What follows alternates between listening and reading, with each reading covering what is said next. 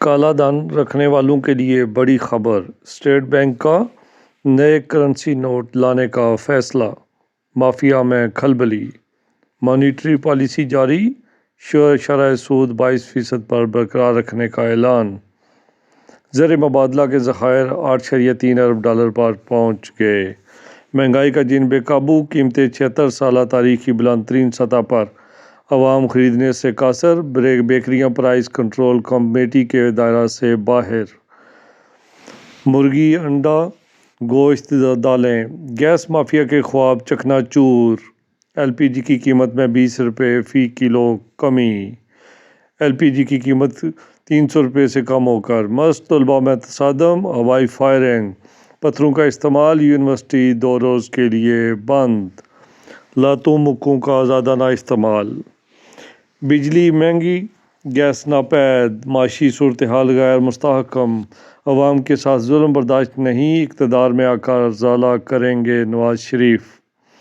مسائل زیادہ، B I S P programme ناکافی، شفافیت کی گنجائش موجود، آئی ایم ایف کا مزید سماجی اقدامات پر زور۔ نون لیگ کا منشور پیش، مہنگائی میں کمی، 1 کروڑ نوکریاں دینے کا اعلان۔ 5 بڑے شہروں کو آئی ٹی سٹی بنایا جائے گا۔ مطالبات کی عدم منظوری، ڈسٹرکٹ بار میرپور ایسوسی ایشن کا برقیات دفتر کے باہر احتجاجی دھرنے کا اعلان۔ غزہ پر اسرائیلی حملے جاری، مزید 183 فلسطینی شہید۔ بھارت کا نام نہاد یوم جمہوریہ، دنیا بھر میں احتجاجی مظاہرے، چھوڑ دو کشمیر کے فلک شگاف نعرے، غاصبانہ قصبہ۔ اسلام گڑھ کے پٹواری سے شراب برآمد، مقدمہ درج، پابند سلاسل۔ پرانے سیاستدان معاشرے میں تقسیم کا سبب، پاکستان کی صورتحال خطرناک، مہنگائی، بے روزگاری عروج پر، نون لیگ کو سرپرائز دیں گے بلاول بھٹو۔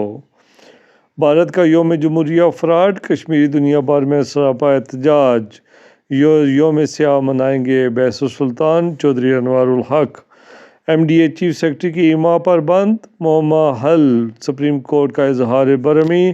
کمیٹی سربراہ رپورٹس میں طلب، ڈی جی کی سرزنش۔ ایڈ ہاک ملازمین کی ملازمت میں توسیع، باقاعدہ تقرری کی منظوری۔ دہشت گردی کے خلاف قوم کا تعاون ضروری، سوشل میڈیا پر پروپیگنڈا سازش۔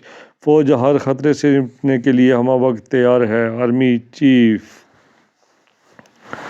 پی ٹی آئی دلدل میں پھنس گئی، پارلیمانی سیاست کے دروازے بند، ووٹرز مایوسی کا شکار، آزاد امیدواروں کی شمولیت پر گو مگو کی کیفیت۔ الیکشن میں فوج تعیناتی کا فیصلہ، معذوری کو طاقت بنا کر معاشرتی ترقی کے لیے کام کرنے قابل فخر ملازمتوں میں خصوصی افراد کے کوٹہ پر عمل درآمد۔